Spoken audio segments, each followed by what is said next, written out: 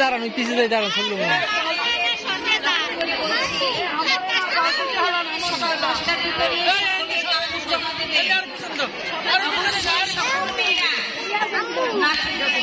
আকর্ষণ করে বলছি, সকল মেয়েরা সকাল 10টার ভিতরে কাপড় জমা দিবে। যদি কোনো মেয়ে ভুলবশত কাপড় জমা না দাও, তাহলে ভবিষ্যতে দেওয়া হবে না।